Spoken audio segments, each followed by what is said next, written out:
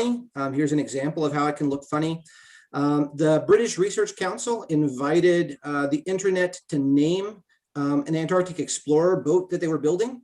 And everybody thought that they would name it something supreme and regal to celebrate the importance of fundamental research into global warming. They thought it would be great. Here's what the internet named it. The internet named it Boaty McBoatface. Taking what was a very serious topic, global warming, science, a research vessel, and they turned it into a meme, right? Like this happens sort of all the time. And this co-optation of message can be funny, kind of like that. But the co-optation very frequently goes into dark places on the internet. And this is what we research pretty extensively with my research colleague and my wife, Daniela Paterka-Benton. In our 2002 research, we coined the term hatejacking. And this is where extremists co-opt space, allowing for hidden messages to be snuck out under the guise of something else, right? And our research gained traction kind of nationally as an explanatory device for some of the reasons why the January 6th Capitol riot happened, right? Like this was like taken into the larger context in relation to that. And here are just a few examples of it. If you look at the Charlottesville Unite the Right rally, in which Heather Hare was killed, an anti-fascism activist was killed at this riot. The people at this riot were kind of saying the worst, most awful things you can imagine, and were carrying tiki torches. The tiki torch, a backyard fixture, totally harmless, all of a sudden became a hate symbol utilized by these groups. And here's just another very simple, quick one for you. And people were asking for refunds because they didn't want tiki torches in their yards anymore because they thought it was a hate symbol. And here's kind of another example of where this happens. Somebody posted to Wendys' hilariously irreverent Twitter feed, got any memes? Wendys responded by posting their mascot with the signature red-haired wig, but using Pepe the Frog. They didn't know anything about this. They thought it was a funny online thing. They just shared it without thinking.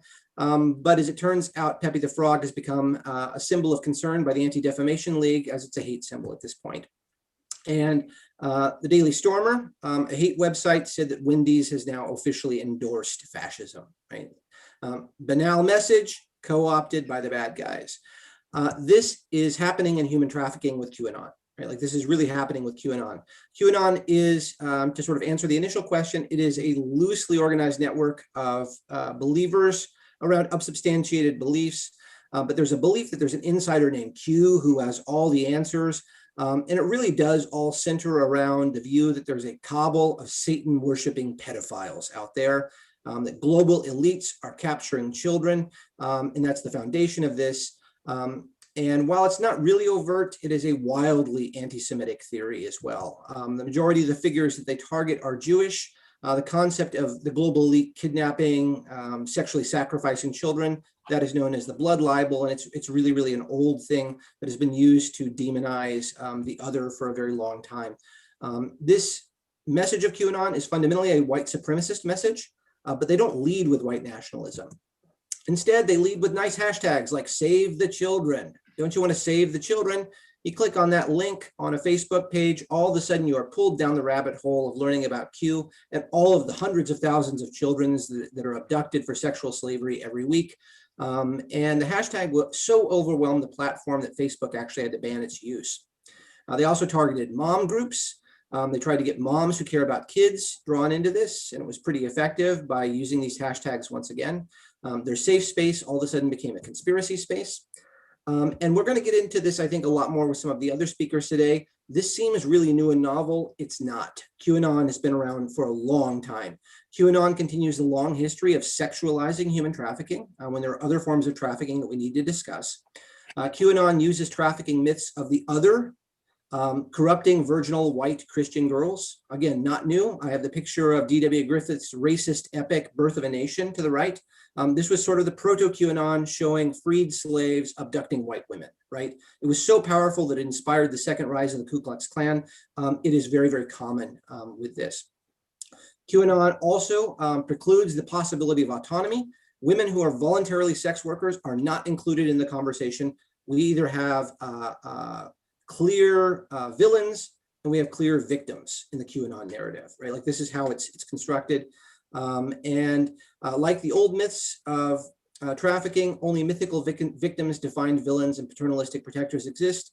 The paternalistic protectors in this case believe themselves to be the people who are going to listen to QAnon and stop the bad guys, right? Like this is what has emerged here.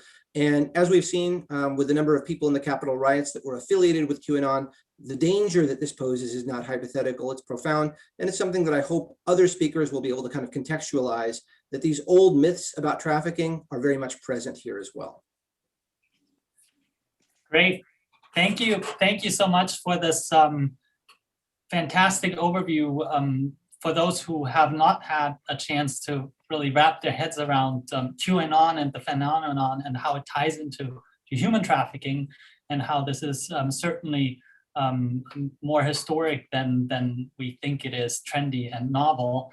And I want to sort of shift our conversation to some of the topics that you brought up. This trope of the victim is certainly something with regards to victimology that has come up in Wendys's work. And some of the issues here tie into this. And I want to give her a chance to share some of her views and thoughts of how anti-feminist and misogyny is deeply rooted in the paradigm and practice of global human trafficking. So you could use some of Bon's work to jump right into that and springboard here. So floor is all yours, Wendys, and you Thank you.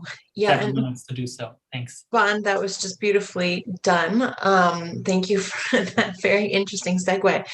Nicely done segue. You know, I had a bunch of things that I wanted to talk about. I don't have a PowerPoint, but a bunch of things that I think are important to talk about given what Bon was talking about. The first thing is about use of data. So the sort of anti-scientific piece of the QAnon phenomenon really plays into this idea of human trafficking, and what he mentioned as well about this focus on women and on sex trafficking, whereas trafficking is actually far wider than just sex and just young white girls, like in the movie Taken. But a huge piece of what we know about human trafficking is that we know very little about human trafficking when it comes down to it. Our data are very problematic for a variety of reasons. It's a multinational problem, a global problem, and the fact that we don't have common definitions of trafficking causes real problems for our ability to measure it. So always question, right? And many of my students are here today, and I'd like to sort of remind them of what we talked about last week in class, but this question of always questioning numbers and where numbers are coming from, and the fact that we really don't know, very much about how much human trafficking is actually happening. We certainly know about prosecutions that don't happen very often, but in terms of what's actually happening, who is being victimized, we really don't know as much as QAnon would lead us to believe. So I always want to make that sort of, or anyone else, right? It's not just QAnon. Frankly, it's, your neighbor, or when the Super Bowl was happening in New Jersey, and I think it was Chris Christie got on TV and started telling us to watch out for human trafficking all over New Jersey, right? We know very little when people seem very confident about the numbers. Only believe confident people when they're telling you that we don't know very much. So I was also reminded of Cynthia Enloe, an author who wrote about women and children as one word, right? Imagine women and children just written as one word. I recently have been imagining it with a hashtag in front of it because it's sort of perfect for hashtagging. Her idea was, or sort of her point was that we lump together women and children as if they are the same, that we view women and children as a monolith of helpless people that we need to save, and we imagine them as white, certainly not as an other, and that we need to protect women and children as if they were the same thing. And I'd like to make sure that people are problematizing that when you're lumping them together, recognizing that we're lumping together adults with children. And Cynthia Enloe was asking us to also question that. So a big piece of what I like to talk about when I talk about human trafficking is actually the sort of how feminism is actually far more complicated than just one monolith of feminism, and that white feminists and their sort of backing of the Violence Against Women Act, in fact championed by President Biden many years ago now, that focus on victims and that focus on serving victims and using the criminal justice system in a punitive way to take care of victims, it ends up being very problematic when it comes to sex trafficking. So I'll move on to the next person. Thank you. Okay, very good. Thank you so much. And so I'll give it sort of a quick wrap up, if you don't mind, because we're shifting now to Fazia's presentation, and she will certainly take it to a broader global level. So we're shifting from US to Southeast Asian politics, and her work, as I said, is deeply embedded in sort of anti-feminist repression. And so I think it'll be really great if you could give us a broader overview of anti-trafficking of laws, and so how we can build that anti or misogynistic discourse from sort of a post-colonial lens also that has also fostered these repression also from an ethnic and racial lens. Go ahead. Okay, so thank you. I actually have, I'm trying also to do something very similar to Wendys and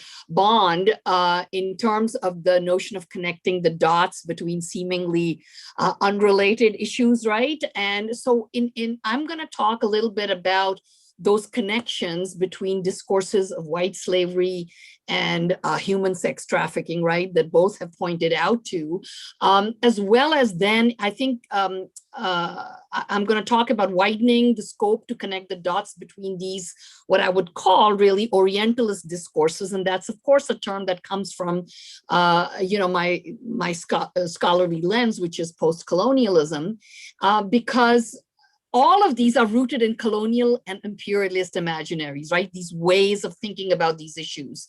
And we have to see how the way that we fetishize sex trafficking, for example, when we think of the larger term, human trafficking, right? That comes at the expense of not looking at other forms of trafficking, which include obviously labor trafficking that also affects not just women, but also men. We don't talk about that as much, right? It's just not that sexy.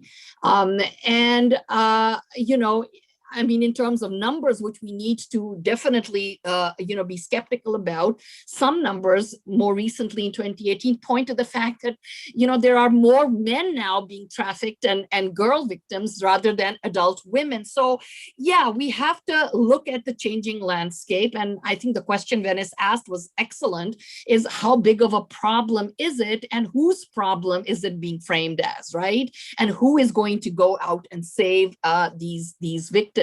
So underwriting those questions is this notions, right? The twin notions of fear and desire of the other. Bond referred to this, a concept of the other that underwrites QAnon's ideology. And American Orientalism really is a thing, right? We have to think about it. It's not just European, in the past colonialism, but American. And I want to just quickly draw your attention to the fact that in the early 20th century, there were a lot of people from South Asia being dubbed Hindus, even though they were Muslims and Christians and what have you, Sikhs coming in. A lot of them were coming in. It's not a well-known fact, but they were coming in enough numbers that there was a hue and cry. There were various organizations that were created, such as the Asiatic Exclusion League, which was promoting the idea, and I'm quoting here from Vivek Bald, who is a historian, that a nefarious horde of Hindus was about to swamp the United States. And then that becomes national in scope, that claim. And it starts to include, these made up fantasies of thousands of Indian and Chinese seamen, mostly, Muslims from Bangladesh, contemporary Bangladesh, that they are jumping ships, smuggling drugs, and engaging in human trafficking through northeastern ports. So then the metaphor of disease enters the picture, right? And so the reaction is, well, we need to be preventing this from happening, taking those women off. Maybe they are diseased and carrying sexual disease, or else we need to rescue those women, right? And who are they rescuing them from? It's that saying that was made famous by a post-colonial feminist, Gayatri Spivak, we're trying to save brown women from brown men. And this still is part of that ideological framing that underwrites a lot of our contemporary thinking around humans trafficking and moving it towards just looking at sex trafficking.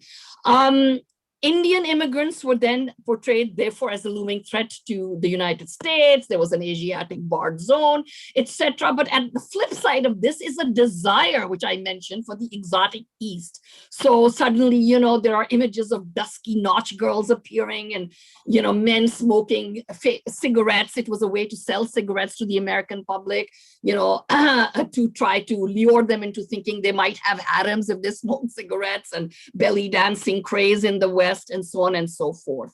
And so it's those twin impulses of fear and desire that I think underwrite the global economy around human sex trafficking particularly. And it's the same thinking that has driven and structured race relations and racism directed at African Americans, because we have the example of the 1910 Mann Act, which was known as the White Slave Traffic Act, right? That was passed by the United States, and it was supposed to keep or help keep innocent girls from being lured into prostitution.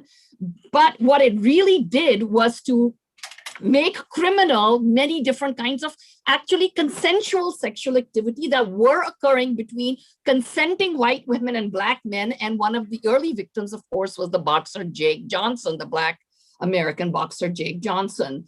So this is an important ideological background to keep in mind when I hope in the next round, what I would like to do is to call your attention to the ways in which this ideological background of American Orientalism and European Orientalism, right, with its roots in colonial and imperialist policies, how it shapes the geopolitical realities that point to the endemic and ongoing structural global issues. What are those structural global issues? They are issues that have largely to do with the economic imbalance between rich and poor nations, right? The global North and the global South. And within them, the ever-growing gap between those who have and those who have not, which is a result of the neoliberal globalization regime that has been forced on the whole world. And as capitalism morphs into ever more virulent forms of economic virus, right, like COVID, it is contributing. All those factors, economic, majorly amongst them, are contributing to the industry we call human trafficking. And so in the next round, I'll take this and talk a little bit about a play that I studied, which tracks the movement of, or follows the story of women trafficked from Bangladesh across India by land and into Pakistan on their way to, other destinations, and connect, right, these dots, the nexus between what I have called our contemporary unholy trinity, not a holy trinity, but the unholy trinity of postmodern capitalism, which is connected to the rise of so-called Islamic and other religious fundamentalisms. And obviously, patriarchy is the third prong of this unholy trinity. Thank you. Thank you so much, Fazia. And I'm just fascinated by how we're able to connect these dots. And before I hand it over to Sadeshna, maybe just in terms of what you said about fear and desire, for those who have a desire to read up on some of the latest work, a colleague called Nicola Smith has just published with Oxford Capitalism's Sexual History, that really ties into the tropes that Fazia mentioned here, and that really teases and deconstructs some of these notions, because these are really at play and are highly, highly problematic. And so I want to bring that, I look really forward to round two also to flesh out the autistic parts of it. And maybe I should also use different wording, right? Fleshing out is also very loaded in these terms. So let's use teasing out. And I wanna go really very much into the deep field work that Sadeshna has done in her area, And I'm very much looking forward into hearing some of your experiences, how on the ground you've watched and observed these things, and tie that in also with regards to activism and promoting more of an empowering discourse, right? In your work as a researcher, but then also as an activist and someone that cares. So the floor is all yours, and Thank you. I'm looking forward to I think the panelists have very beautifully conceptually set up the debate. So I'm going to get right to the field research. So I worked between 2016 to 2017. That's when I conducted my field research. And I worked with basically 3 groups of organizations. One was like government bodies and the national and state level ministries.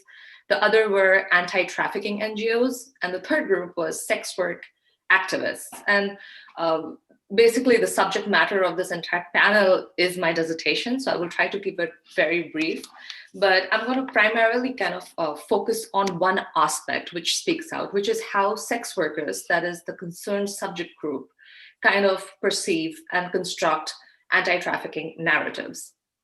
So in my field research, I spoke to 2 groups of sex work activist organizations. One was the DMSC Sangram in Kolkata, and the other is based out of Mumbai, which is the VAM Sangram group. And they're both headed and kind of driven, the agenda is driven by sex workers themselves. So that's great to watch. And from my conversations with these organizations, what I found was that there is a very polarizing tendency when it comes to governing sexual commerce in a country like India.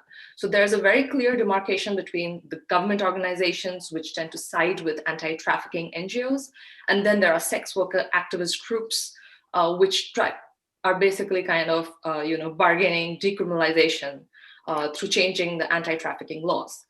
So in India, more specifically, and Fauzia spoke a little bit about this, the anti-trafficking laws are not existing in vacuum. They're highly gendered and racialized. They were formulated during the British colonial rule. So there's that clear reflection of British anxiety, and like she said, basically trying to save brown women from brown men. A lot of the laws, not just the anti-trafficking laws, but a lot of the penal codes which regulate sexuality, for example, the LGBTQ regulations were derived from British era laws. So this is the legal administrative landscape that sex workers are confronted with. Sex work itself is not illegal in India, but organized brothel-based prostitution is.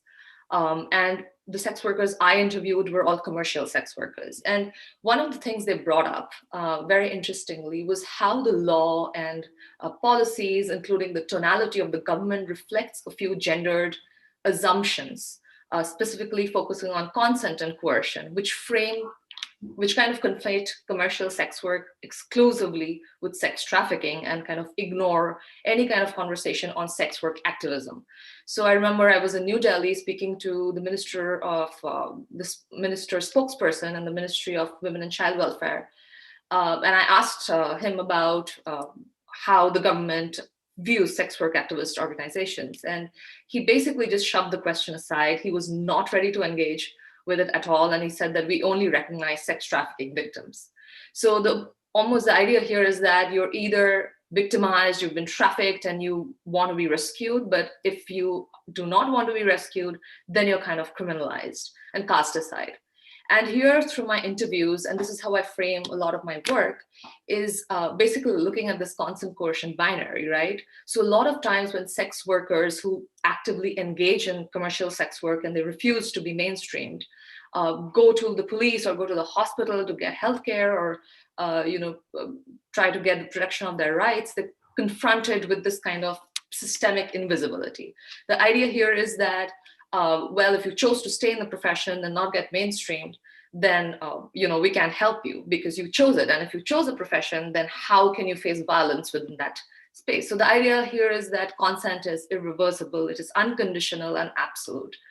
And hence the accountability factor for kind of looking at which systemic factor or individual factors kind of lead to gender violence for sex workers in India almost always goes back and blames the consenting sex worker who refused to be rescued. On the global level too, and a lot of the laws and the political practices are basically kind of shadow the global governance aspect of transnational crime. So the leading UN body, the UNODC, defines and views human trafficking through a very transnational organized crime lens, which I think, as the term indicates, is a very criminology-focused perspective. And a lot of the discourses on transnational organized crime kind of received an impetus post 9/11. So a lot of things like terrorism and human trafficking were kind of conflated together and viewed typically as something that threatens border security and human security. And like I said, through my conversation with sex workers in India, it's very interesting to see how the concerned subject group, and here I think it's safe to assume that a lot of commercial sex workers in India are trafficked into brothels, but a lot of them still refuse to kind of go into mainstream programs by the government, which they find problematic due to a number of reasons, precisely because of these gendered, classist, casteist assumptions that underlie these policies and laws. Great. Thank you so much, Sudashni. That was very, very inspiring. And I want to move on now to sort of round two, where we have a chance to get a bit more practical, right? Sudashni can certainly address questions of how we tackle this then also from a legal perspective. And you do have already a question that I will pose, either if you get to it through the Q&A chat. If you can't see it, I will pose it in our Q&A session so that you can answer that question here. So I'm glad our panel here is already inciting and fueling so many reactions and questions with this regard. But I want to go back to our initial speaker, Bond, and see what he has to say in terms of what the media's responsibility is in this regard, and how sort of disinformation campaigns can be coped with, especially with regards to, as he nicely laid out, with regards to right-wing extremism, right? In his presentation, we've seen it from Charlottesville over to the storming of the Capitol. So what is our duty? What is the state's duty? And so maybe you can give us some guidance, directions, and thoughts on that. Probably the biggest thing that I think is more crucial than anything to keep in mind is that we have done a reasonably good job, I think, of in the last, I don't know, like a couple of months, actually. There was a sudden awareness that we need to deplatform overt voices of hate, right? Like that if you have overt hate voices, and people can say open marketplace of ideas, but these ideas were inciting, right? And that no platform is obligated to host content that can incite. Like there's no obligation to that. And you're finally seeing some platforms take aggressive stances where if the content you're putting out is going to inspire people to violence, going to wrap them up in a conspiracy that's going to make them hate their neighbors and view like different groups as suspect, and to go out and, sort of attack people because you believe that they're trafficking, shooting up a pizza restaurant or something like that, we don't want to platform that anymore. And that's, I think, a positive step. But per usual, we're a little bit behind the curve. I think this could have been done some time ago. Like the dangers were fairly obvious. The fact that it took so long for people to realize that it was dangerous, I think is somewhat telling, right? Like that so long as people posting about QAnon are authentic users, they can be monetized, right? Like, so it took, something like the Capitol insurrection for people to realize, like, wow, just because we're making a buck off all these posts these people are doing, we probably shouldn't be hosting this content. But I still think that, it took them too long, and I'm dubious about the reasons why they're doing it. That said, though, we've tended to focus on overt hate. That is not how hate spreads in the modern media landscape. It spreads covertly. They will take sort of banal symbols. I've jokingly said, somebody can arguing about waffles and pancakes. They could sort of take a side on the waffles pancakes debate and sort of make that a white nationalist position. And then all of a sudden the pancake becomes the symbol of neo-Nazis, right? And the average person just sees pancakes, right? But it is a secret code that allows for radicalization and message dissemination. I think the crucial next piece is going to be where we start to realize that the rules of traditional media, where you control for content, that's no longer going to be the case in the social media landscape. You're going to have to control for intent. And that's going to be a considerably harder challenge, but I think that's the next one we as critical consumers of information have to make, is that when you see something trending online, check to see if it's being co-opted, and check to see what is the subtext of the message that you're putting out.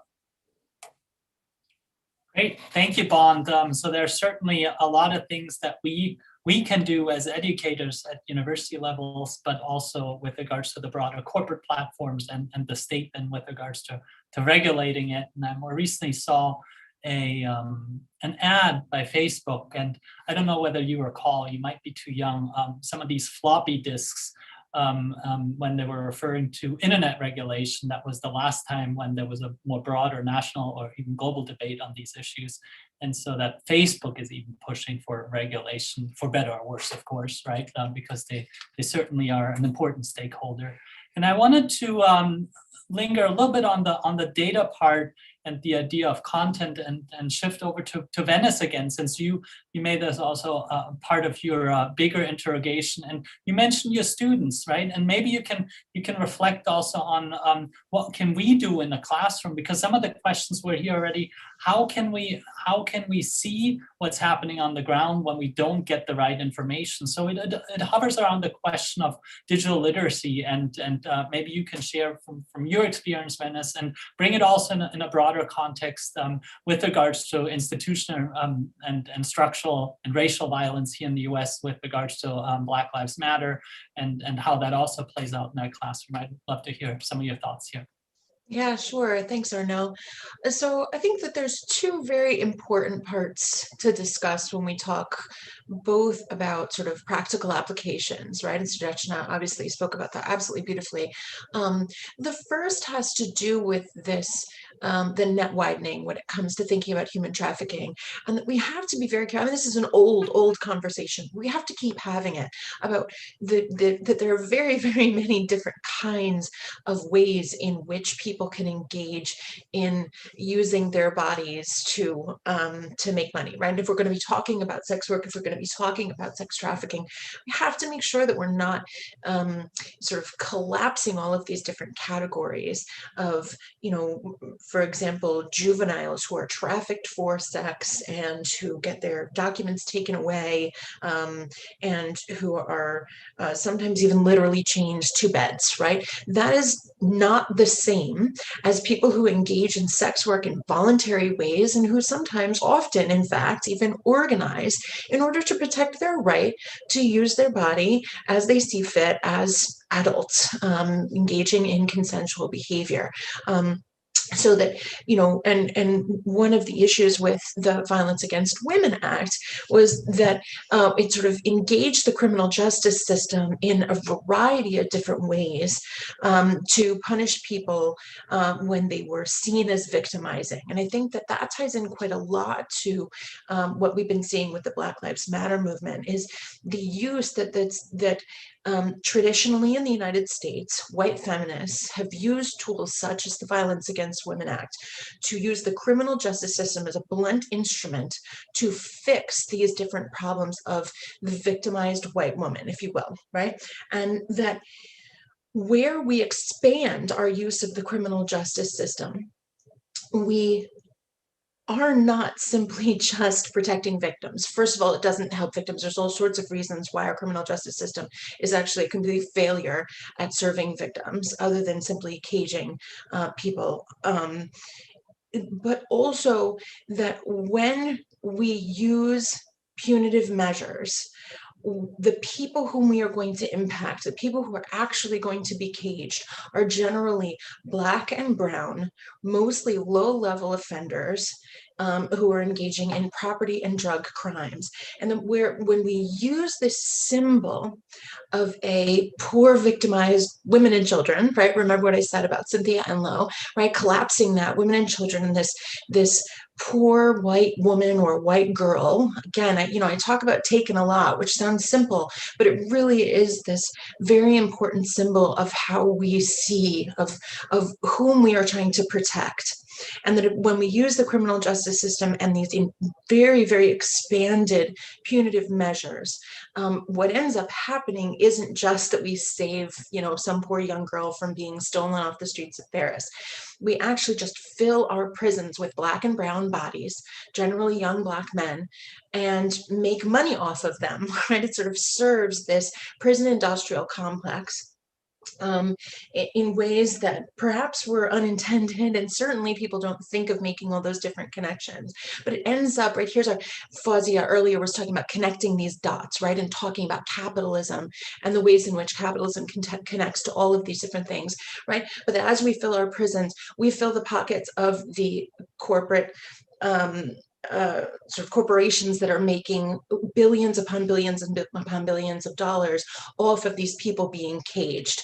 And then frankly, not even just being caged, but when they get out, also monetizing their reentry into the community also, right? So that we use victims to cage people to make money off of their bodies. And we aren't just caging anybody, right? We're caging very specific populations, and we're using this expanded state, this expanded criminal justice system in the form of police, in the form of corrections officers, probation officers, parole officers, all of these different pieces of our criminal justice system, even reentry services, right? The revolution will not be funded. Even people who are trying in nonprofits to do their best are still expanding this system that is making money off of Black and brown bodies in the service of poor white lady victims that need our help to get their, clothes back, their bra back on their shoulder, right?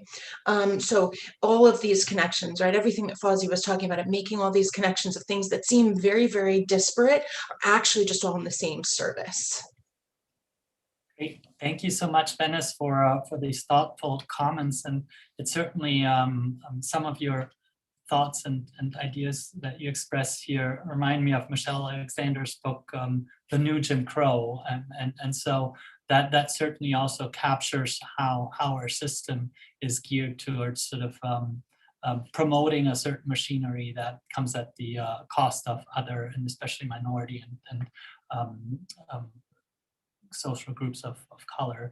And I want to shift it and hopefully give it a bit of a brighter note, if not brighter note, at least than one of an empowering sort.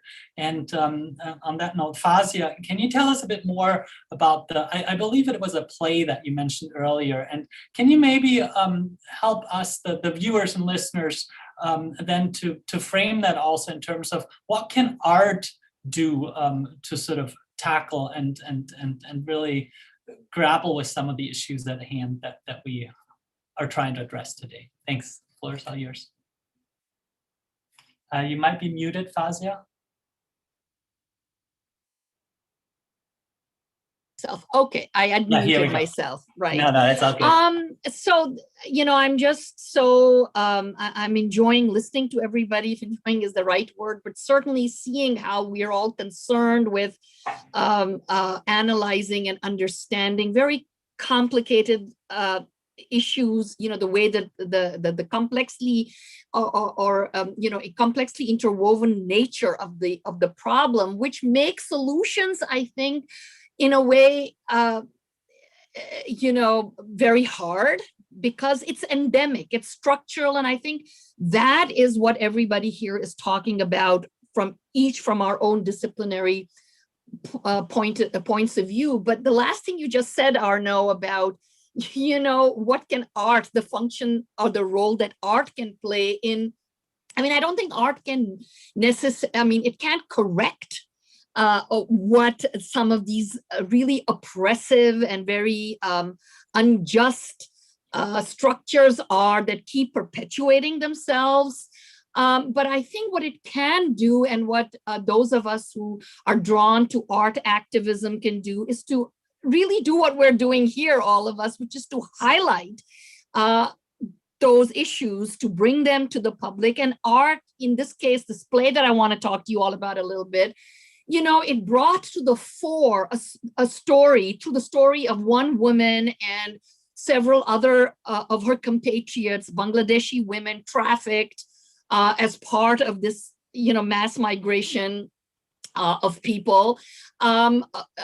it tackled it in a way that made us see them as humans, right? And also visible, not invisible statistics, but real people. And art can touch you in that way. And I think a lot of people who saw the play, and I was there when it was initially performed, I mean, it was very moving. And it also was moving because it was the first time that there was a co-production between Bangladeshi artists and Pakistani ones, because as you know, we had a war.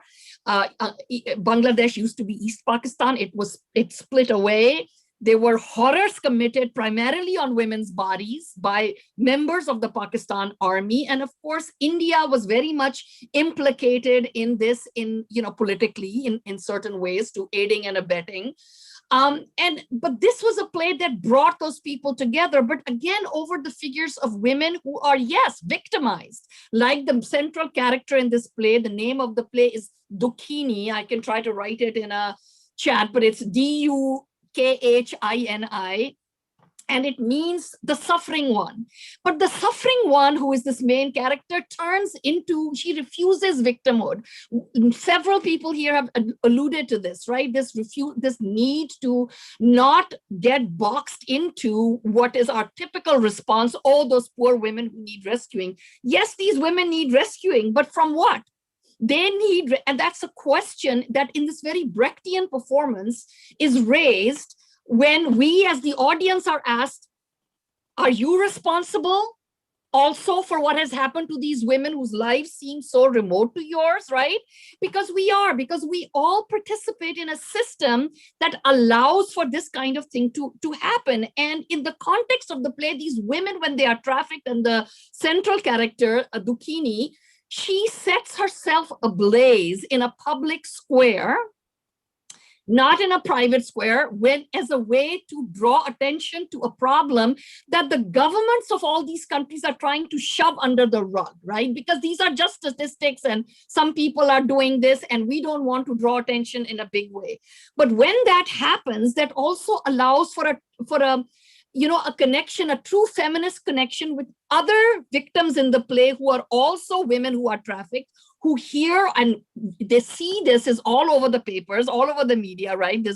This woman lighting fire to herself, and they start coming to her gravesite, and they form bonds that help them in a way to, if not escape that cycle, to give the audience some hope that in that connection and in trying to find ways to resolve all of the problems that they face, that may be a way forward. But the real culprit, you see, is this nexus of capitalism, which has destroyed under the neoliberal globalization regime, destroyed, it has taken away, let's say, the possibility for people to find, meaningful occupation at decent wages. And so you have created a population, in this case, largely women, who turn to migrant work because they have to make ends meet. And then when their parents sell them off, to people who promise them, traffickers say, oh no, we're just taking them to marry a nice man in Pakistan, another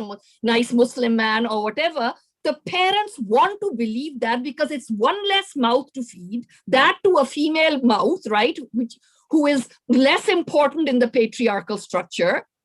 And they don't want to hear, what's really happening with these women, their daughters, their sisters, their, the women that have gone away from them. Because in the play, one of the most powerful moments is when a feminist NGO worker says, oh my God, see, once this woman has burnt herself and all of the, she can now take that back as an example to the parents to say, you see, this is what's happening to your daughters. And why don't you sign this document that I can use to petition the governments, in South Asia and demand that they repatriate these women back to the home so that they are not subjected to human trafficking.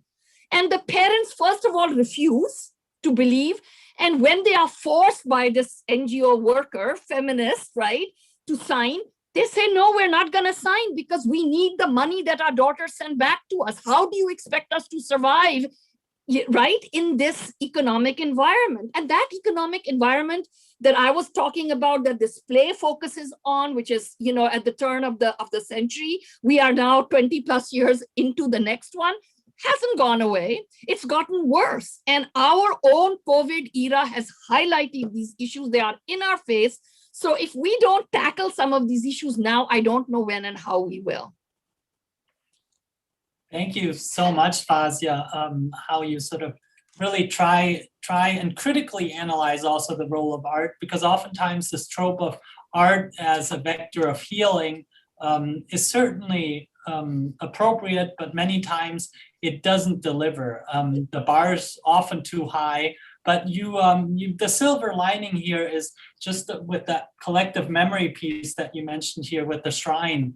If it's just for them to get together and having a relationship, a connection, so that potentially they can mobilize and organize, I think brings us back sort of to the initial question. And I want to sort of close here the part two with regards to Sudeshna's work, and she mentioned these organizations maybe, and I try to tie maybe a question or two in here, because we did get quite a few questions, and as always time is running out, which is always a good sign, but it'll be great, Sudeshna, if you could tell us a bit the way forward. How does sort of the grassroots efforts, the things civil society do, intermesh and then empower potential change also at the national level in India, but then also at the global level, whether you can tease out some of the challenges, since you do work on global governance issues as well, that would be great. Okay, thank you. Yeah, it's been a fantastic discussion, and I'm so excited. I've been like taking notes all afternoon. But I think I would want to start, because I'm a political theorist, so I'm going to start with the importance of language in this case. I mean, Joe Biden came into office, and one of the first things he did was introduce a new immigration law. And I was really happy to see how he changed the language of immigration. I'm an immigrant, and I've always laughed about how we are known as resident or non-resident aliens. And, once he decided to move away from that kind of language, I think it's very respectful and important. So I would want to start there. A lot of my beef with India's anti-trafficking laws, or a lot of like global governance structures, is the language they use. It's the victimhood and the gendered assumptions, the racialized assumptions are embedded in the policy language. So that is something that sex workers in India are addressing now. India's anti-trafficking law, it has been updated quite some times, but the language is still something that reflects the 1950s kind of state-centric government logic. It's a very state's patrimonial concern to protect its citizens. So I think I would lead with that suggestion. The next is closely linked to language, which is the criminalization narrative. I think we need to understand that, yes, crime is real, human trafficking is a crime, but we need to move away from solutions that focus just on curbing crime and curbing borders and ensuring more security, because even crime is nuanced. There is a whole like gender, ethnicity, racial dynamic to who engages in crime, like Fazia very beautifully said.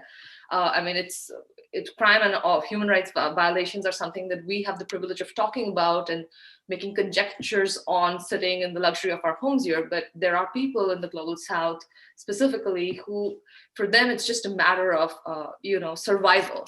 So we need to look at these things through a very intersectional lens.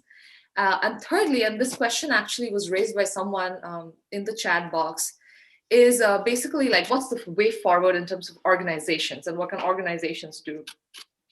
I think the Indian sex workers movement does leave us with a few very significant lessons. One of my colleagues at Texas A&M Sociology Department, she works on the HIV/AIDS aspect of sex workers movement in India.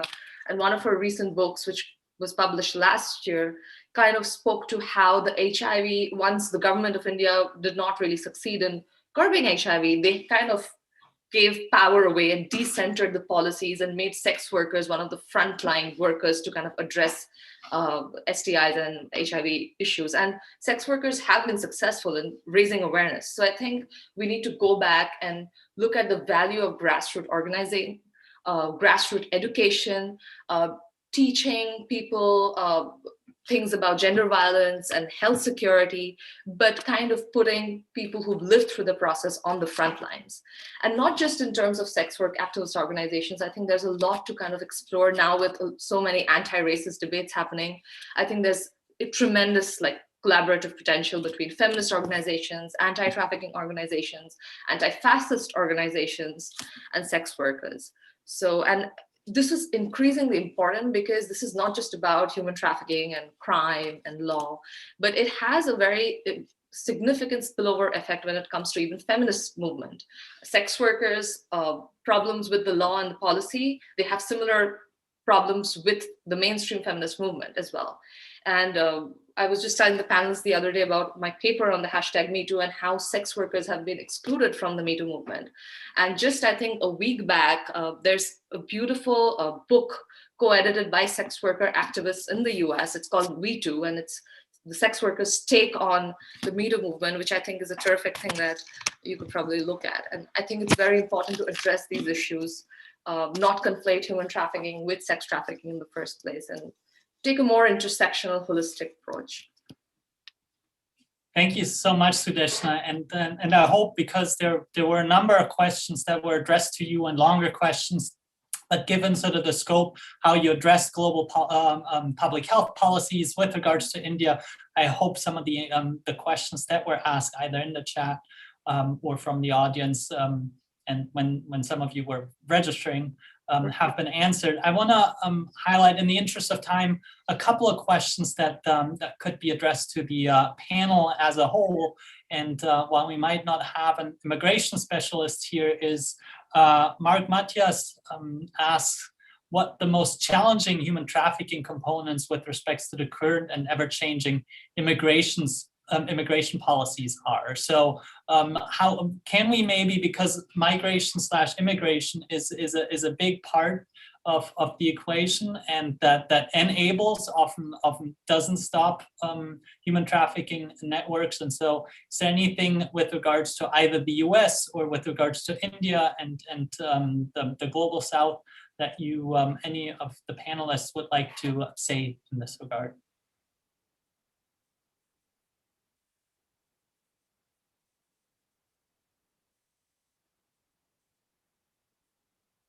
So are there any sort of connections with regards to US migration policies that either, and again, we've talked a lot about sex work, but Fazia wisely so mentioned that labor trafficking is a big issue. And last year, about the same time, we did hold with the MIGHT initiative, which was sort of pre-center, we did hold a big event on labor trafficking here in the US. And I do believe that the US has a duty, the US government that is, to cope with questions of immigration, because it certainly will make the lives of others easier with regards to being respected and having the same privileges and protective measures when they go to work, right? Whether that is sexual harassment, when we talk about some of the female workers laborers on the ground, but also with regards to equal pay and just with regards to being considered a human being and not being exploited and being treated as if we were just objects that need to either harvest tomatoes or do labor work in the fields, right? And so as disposable, basically, labor rather than as an integral part of our economic system. Is there any other thoughts on this, or otherwise we'll go to one of the next questions.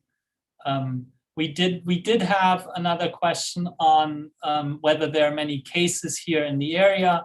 Unfortunately, our panelist that could have answered that question is out for public health reasons. She was able to get her first vaccine, so we'll have to table that question for when we continue some of our conversations in this regard. But maybe what we could also think about, and this is also a broader question that was asked in the chat by Melissa Velez, with regards to this this idea of banal, right, language, and I think that reminds us of Dr. Hannah Arendt's description of the banality of evil, right? When we think about the Eichmann trial, and so maybe that brings us back what Sudeshna, but also Fazia, and some of us implicitly have pointed to when we think about these notions of how do we talk about this, right? And ties into victimology issues and what patterns of a victim do we have? Does this actually empower the victim, or is the victim then being instrumentalized for a different purpose? So if any one of you wants to sort of tackle that question, and sort of, it's more probably a reflection than a proper answer. I mean, I can kind of give one sort of brief take, and that is that looking at the how human trafficking is constructed, I believe one of the other questions that we saw dealt with how do we raise awareness about this, like how do we engage people about this, and I think that's a compelling question. One of the research projects that we did prior to this one is that we did kind of an analytical process looking at every superhero comic book since 1991 that has dealt with the issue of human trafficking. And we thought it was great that they were engaging, particularly for young people, the topic of human trafficking. Like, this was a good thing. There was some problematic information in those stories, and that has persisted a lot in popular culture. Primarily that we don't have to think about the economic system that created the trafficking, but rather if we simply kill and punish the traffickers, we'll be in great shape. Like, that this is your remedy. And I think that's problematic because it sort of lets the systemic problems that created exploitation off the hook. And I think that's probably a bad thing. And the notion of legalistic, punitive solutions being the only approach that we can have to human trafficking also really changes the discourse away from looking at the structural problems that have facilitated the human trafficking. And to me, this is like one of the key points is that awareness is good, but what we've had too much of is that when awareness spreading is unfocused and inaccurate, it can have the exact opposite effect, right? So, like, I'm for kind of consciousness raising about issues of exploitation, but we have to make sure that it's inclusive, that all stakeholders and voices are represented in that message, but we also have to make sure that there's accuracy in the message, because that's not happening frequently enough when it comes to the topic of human trafficking. Great. Thank you. Thank you so much, Bon. Anyone else? Yeah, Fazia, go ahead. You just got to unmute yourself real quick. So, I think what Bon said is exactly right. But the question then is, how do we fix those structural problems, right? I mean, we're really down to that. That's the big question, it seems to me, because I think in this very rich panel, and really well put together, Arno, is that everybody has spoken about, and I think we're in agreement that there are deep structural issues here that, because no attention is paid to them, we come up with these simplistic ideas and convey them in simple language to people who then consume them and believe them and want to make them into single issue questions, right? And try to find, one person or one class of people to blame, and let's get after Hillary, or it's so-and-so is to blame, and they have a cabal, and, it's this very, for lack of a better word, it's not contextualized because there isn't, the history and the political formation, the historical formation of the system that we live in, right? That is being taught, it seems to me. So part of the question has to be with education. What are we doing in our educational institutions, starting from very young, very early on in schools, when we teach our children to protect themselves from possible child snatchers, right? I mean, how can we move from making it just a scary bogeyman issue into having even children consider in some language and conceptual language possible for them to understand that it's not that simple, that yes, they have to protect themselves, make them aware, That's a good thing to do, but that the issues are interlinked and larger, and get them to become better citizens that then can lead to, putting pressure on our elected governments to address these issues in a holistic way. We don't do that. We trying to separate out. Part of it is also a problem of disciplinarity. Political scientists will look at it and only focus on this angle. Artists, okay, you can just talk about, some nice things that happen in the field. You do this. History. No, we've got to bring these discourses together, and it has to start very early on. So for me, really, education and a very holistic kind of education is absolutely key. Great. I see, Wendys, you had your virtual hand up. Please chime in. Yeah, I just, I wanted to bring up a couple of things that I know that, as a feminist, I frame myself as an intersectional feminist. I know that people might sometimes find it difficult to understand a criticism of VAWA, right, of the Violence Against Women Act. And also in that, also the question of sort of defending sex work. So I just want to sort of go back. I have been talking about it for many years, so sometimes I do it quickly. But I just want to make sure that people understand, there are so many ways to respond to victimization. The point is not that victimization isn't a problem. Victimization is a massive, massive problem, particularly for people from underserved communities, particularly for women, and for marginalized identities in all different sort of ways along the gender spectrum and in all different communities, right? Victimization is a problem, and it needs to be stopped. It needs to be curbed and ideally stopped. That doesn't mean that the way that we approach stopping it or curbing it is with a punitive response, is by increasing penalties, by increasing sentences. What we know from decades upon decades upon decades of research is that punishment responses are not what are going to work. And also, speaking to Fazia's point, this boogeyman question, right? We know that the vast majority of people, if we're so worried about rape victims, if we're so worried about child abuse survivors, if we're so worried about these populations, then we should not be worried about random traffickers in back alleys, because they're not the real risk. What we should be worried about is people who love and are loved by those women and those children, those women and children, right? That we are using VAWA to pretend that the problem, number one, is strangers, and number two, that we can fix the problem by caging people and by expanding this public system, right, that then funds capitalism, right, and feeds into capitalism. So when I criticize VAWA, it is certainly not because I'm interested in being against people who are trying to care for victims. My point is just simply that the way that they are caring for victims, A, has racist and misogynist roots that they may not be aware of, but B, that it's ineffective. And it may make us feel good, but it's ineffective. And so that if we reimagine a way to serve victims, in the end, reframing perhaps our criminal justice system as a victims' justice system, which it currently isn't at all. It doesn't serve victims at all. In fact, it's really quite damaging to victims in all of these many different ways. So if we're really looking to serve victims, VAWA is the wrong way to do it.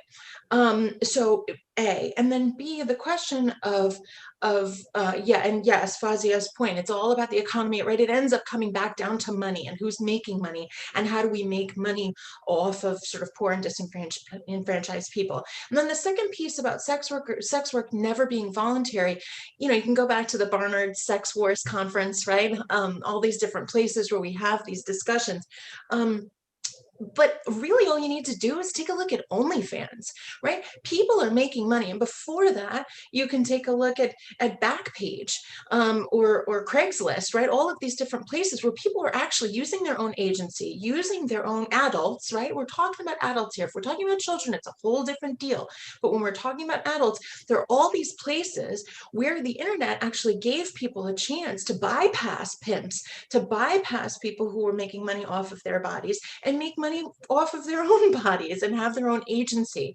And it's telling, in fact, that those keep getting shut down over and over and over again when people, not just women, all sorts of different people are trying to make their make money off of their own bodies in ways that they want to and that they can, and frankly should be legal. So that if we really want to focus our attention on the people that really need our help, like children, like people who are being victimized, then we need to leave well enough alone the people on, for example, OnlyFans, let them do their thing and stop pulling all of them together into one big women and children blob, and take out the pieces of the people that we need to actually help and figure out ways that actually work. Thank you so much, Wendys. And we're running out of time, but I want to sort of give Bond one more second to respond, to sort of bring it all to full circle with QAnon related issues, and then we'll wrap it up for today. But it's certainly a sign that this discussion and panel sparked a lot of debate, and it's the beginning of a journey that we're taking together with many more events to come. So Bond, please, and then we'll wrap it up. There is a lot to sort of unpack here, but I think one of the biggest things that, if we can kind of take it away, is that I think that we have to be really, really careful. And I think that this is the broader message. We have to be really careful that when we hear something that sounds noble, right? Like right to work, for example, sounds like really good thing. You'll see these sort of noble sounding euphemisms that are out there. And it's really easy to say, I support this thing, right? Like, who doesn't love, like the puppies? Who doesn't want to stop the exploitation of children, right? Like, there is, but then you get pulled down to a rabbit hole very, very quickly, where in the process of saying, like, I dislike this obviously bad thing, you know who's behind the bad thing, don't you? Like there's probably an elite group of people, and what is their religious orientation? Like, before you know it, you can be pulled into something incredibly hateful, right? And it's something that we see all the time, where people, in the process of just engaging in discourse, right? Like I think that one of the worst things that I've seen to come out of all of this, and as both my research colleague and I have developed a national prominence in discussing this issue, like one of the things that we've had that's been terrible is that we've had people say that by questioning QAnon, you're defending the traffickers. And I think that is an incredibly superficial reading of this. And this reflexive defensiveness on the part of this, where the fact that we even question the response that we're doing right now to human trafficking, that we want to look at systemic problems as opposed to direct punitive criminal prosecution, like the fact that we even want to have that discussion means that you're on the side of the traffickers. I think it's remarkably dismissive, and I think that quelling of discourse ultimately hurts. And I hope that this discourse can continue, because I think that there's really no benefit in hiding in the myths. I think that we have to confront the realities. Thank you so much for these parting words, Bond, and thank you so much to all of our esteemed panelists today.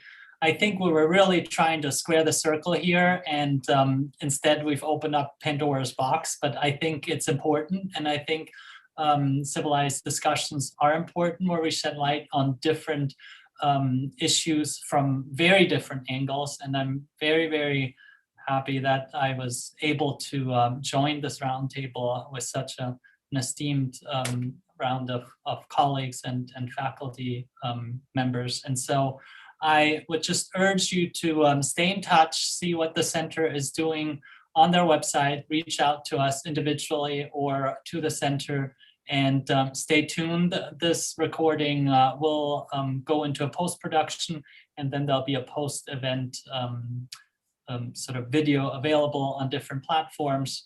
And we hope that the interest is here for many more events of a similar nature. And as I said, some of the colleagues that work more locally with regards to New Jersey and New York City, or the greater New York metropolitan area, will be on in the near future. And so we hope to see you again soon. And be well, stay safe, and thanks for joining us today. Bye-bye.